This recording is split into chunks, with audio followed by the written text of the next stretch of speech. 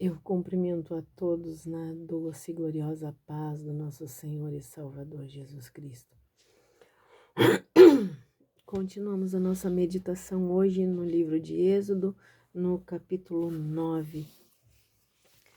Disse a Moisés o Senhor: vai ter com o faraó e diz, assim diz o Senhor Deus dos Hebreus: deixa o meu povo partir para que me preste culto. Se te recusares deixá-lo partir, o retiveres por mais tempo, eis que a mão do Senhor ferirá os teus rebanhos que estão nos campos, os cavalos, os jumentos, os camelos, os bois e as ovelhas com uma peste muito grave. Entretanto, o Senhor fará distinção entre os rebanhos de Israel e os do Egito, portanto nenhum pertencente ao filho de Israel perecerá. O Senhor determinou um tempo para executar esse sinal, dizendo: amanhã o Senhor fará isso em todo o território egípcio. No dia seguinte, fez o Senhor o que tinha dito. Todos os animais dos egípcios morreram, mas não morreu nenhum dos animais dos rebanhos dos israelitas. E o faraó mandou averiguar, e eis que do rebanho dos filhos de Israel não morreu nenhum animal sequer. Então o coração do faraó obstinou-se ainda mais e não deixou o povo partir. Disse o Senhor a Moisés e Arão: apanhai a mãos cheias de cinza de forno. E Moisés as lance para o ar diante dos olhos do faraó. Ela se converterá em pó fino sobre toda a terra do Egito, provocará nos homens e em todos os animais tumores que se arrebentarão em feridas purulentas por todo o território egípcio. Eles retirarão cinzas de uma fornalha e se puseram diante do faraó. Eles retiraram as cinzas de uma fornalha e se puseram diante do faraó. Moisés espalhou pelo ar e úlceras pestilentas começaram a estourar em todos os egípcios e animais. Agora nem os magos conseguiam manter-se de pé diante de Moisés, pois eles estavam cobertos de tumores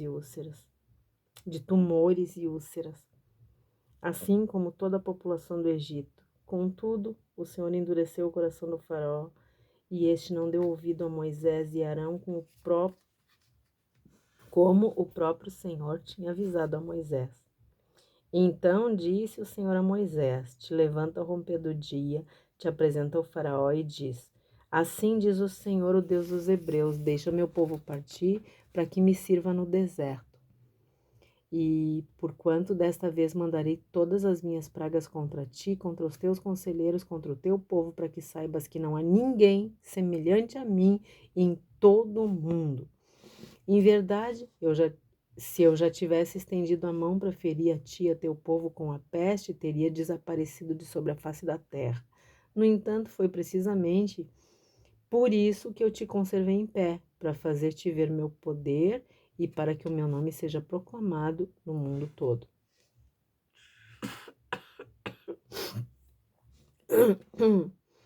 Ainda retens o meu povo e não queres deixá-lo partir? Eis que amanhã, nesta mesma hora, farei cair pesada chuva de pedras como nunca se viu no Egito desde o dia em que foi fundado até hoje. Agora, pois, manda recolher os teus animais e tudo o que tens no campo, porque os homens e os animais que se acharem no campo Porque os homens e os animais que se acharem no campo e não se recolherem às suas habitações, ao cair sobre ela a chuva de pedras que mandarei, certamente morrerão. Aqueles dentre os conselheiros do faraó que temerem esta palavra do Senhor, essa palavra do Senhor, apressaram-se em fazer entrar para suas casas seus servos e seus rebanhos. Aqueles, porém, que não levaram a sério a palavra do Senhor, deixaram ficar nos campos seus servos e seus rebanhos. E disse o Senhor a Moisés: estende a mão para o céu, a devastadora chuva de pedras se abaterá sobre toda a terra do Egito, sobre os animais e sobre toda a vegetação dos egípcios. Então Moisés estendeu seu cajado em direção ao céu. O Senhor imediatamente mandou grandes trovões e profusa quantidade de granizo. Raios caíram incendiando a terra dos egípcios. Assim o Senhor fez chover as pedras sobre toda a terra do Egito. Enorme quantidade de granizo caiu sobre os egípcios, enquanto os inúmeros raios cortavam o céu em todas as direções. Nunca houve uma tempestade de granizo como aquela em todo o Egito desde que se tornou uma nação. Em todo o Egito, o granizo destruiu tudo o que havia nos campos, tanto os homens como animais. Exterminou toda a vegetação, além de quebrar todas as árvores. Somente na terra de Gósen, onde estavam os israelitas, não caiu nenhuma pedra de granizo. Então o faraó mandou chamar Moisés e Arão confessou. E confessou-lhes: Desta vez eu pequei, é justo. Eu e meu povo, porém, somos ímpios. Rogai ao Senhor, pois já bastam essas terríveis trovões e a chuva de pedras, eu vos deixarei livres e não ficareis mais aqui. Ao que replicou Moisés: Depois de eu ter saído da cidade, estenderei as mãos para o Senhor. Os trovões cessarão e já não haverá chuva de pedras, para que saibas que todo o mundo pertence ao Senhor. Quanto a ti, porém, eu e os teus conselheiros, eu bem sei que ainda não temeis ao Senhor Deus.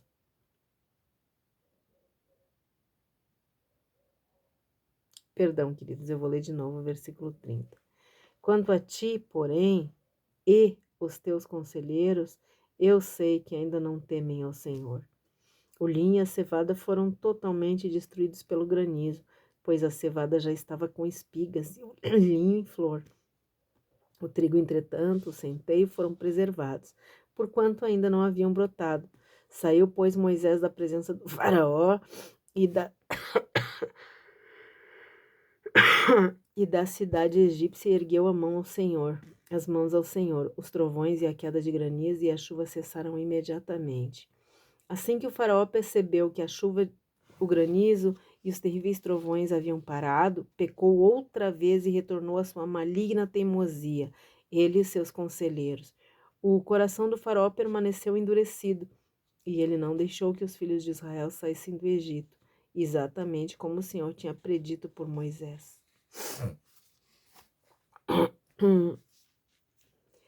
Queridos, nós precisamos saber que Deus não sente nenhum prazer em humilhar nem em destruir os seus inimigos. O prazer de Deus é salvar todos, porque todos são criação dele mesmo. E é por isso que a salvação está disponível para todos os que tiverem o coração com o desejo de serem salvos. A prova disso é que Deus poderia destruir os inimigos em menos de um segundo, mas dá a eles a oportunidade de se arrependerem. E às vezes ele dá oportunidades por muitos anos. A Bíblia toda mostra o terrível conflito entre Deus e o diabo. Mesmo quem não conhece a Deus percebe que há uma guerra onde Deus e o seu povo estão de um lado e o diabo e os seus seguidores estão de outro lado. No Êxodo, Moisés representa o povo de Deus e o faraó representa os poderes das trevas. A misericórdia e o amor de Deus estão escancarados em cada praga derramada.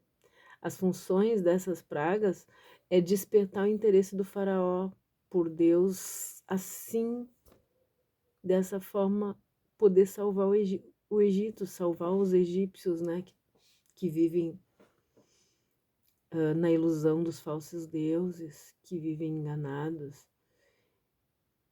Deus está chamando esse povo para salvar. Deus tem interesse em converter os líderes políticos, mas infelizmente eles estão na liderança por causa da sua personalidade, que é arrogante, que é... Dificilmente eles vão se render a ele, porque as pessoas entram na política por causa da sua personalidade arrogante, do seu orgulho. Elas entram para ser reconhecidas, para exercer algum tipo de poder. E por isso dificilmente elas vão se render de verdade ao Senhor. O faraó não se rende e a misericórdia do Senhor continua se derramando em forma de pragas. Cada praga que Deus derrama é mais um convite. Abandona os deuses falsos, abandona a tua arrogância e vem com todo o teu povo para eu salvar. Aqui dos versos 1 até o verso 7, nós vemos que uma peste mata os animais domésticos dos egípcios, mas livra os israelitas. Depois aqui nos versos 8 até o 12, a gente vai ver uma praga onde os egípcios são atingidos por tumores e úlceras malignas.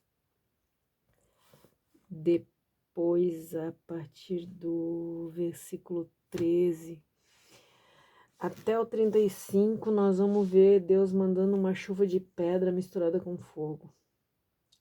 Ah, queridos, as pragas tinham o objetivo de mostrar para os egípcios o grande poder de Deus. Ao mesmo tempo em que Deus provava para eles que os deuses deles eram falsos e, portanto, eles não tinham nenhum poder.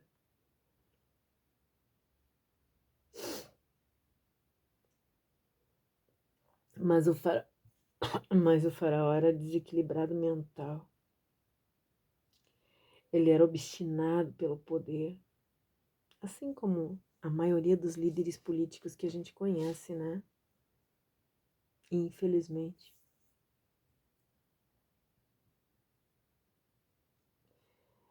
Eles não se contentam em querer ser seus próprios deuses, mas eles querem ser Deus. Mandar, desmandar. Eles querem o poder.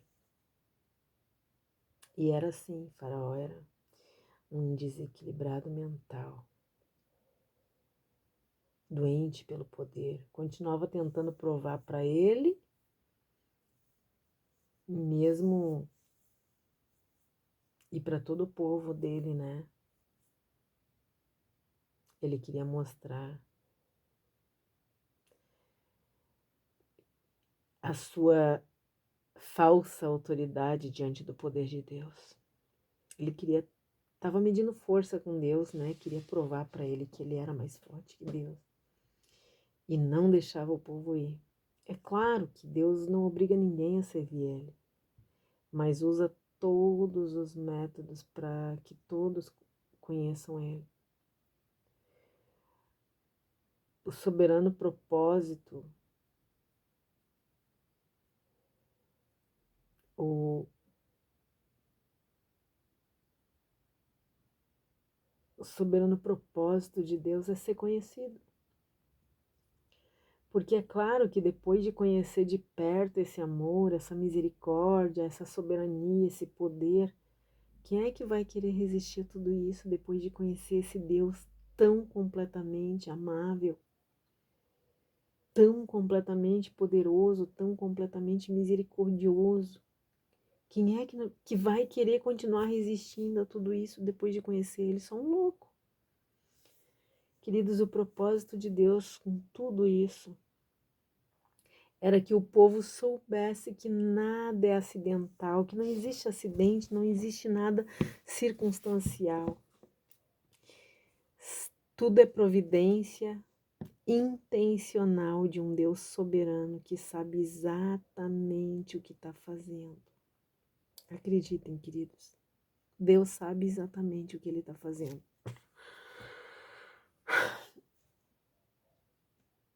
O faraó viu que só os animais do Egito estavam mortos e os animais dos israelitas estavam vivos. Mesmo assim, ele continuou medindo forças com o Todo-Poderoso. Os magos e os feiticeiros foram tomados por feridas terríveis, lepra, admitindo que não tinham nenhum poder, mas o faraó ainda se exaltou diante de Deus com tudo isso.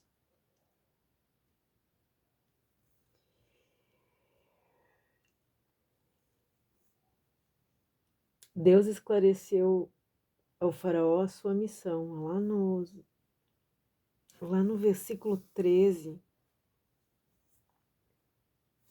do 13 até o 20, até o 19, Deus esclareceu ao faraó a sua missão, explicou para ele que já podia ter exterminado todo mundo, se ele quisesse, todo aquele povo teria sido exterminado, com doenças mortais, sem deixar nenhuma testemunha. Mas deixaria ele ficar vivo para reconhecer o seu poder. E através dele, a reputação do soberano Deus seria espalhada por toda a terra. Amados, a chuva de pedra, a reputação de Deus,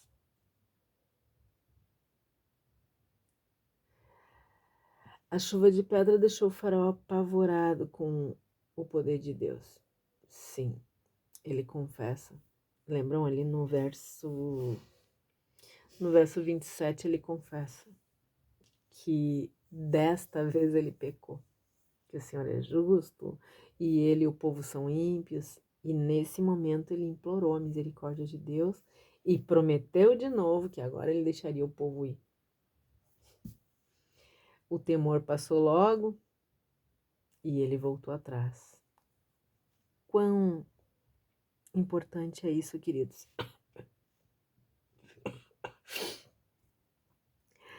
As pessoas sentem, correm, pedem oração, buscam até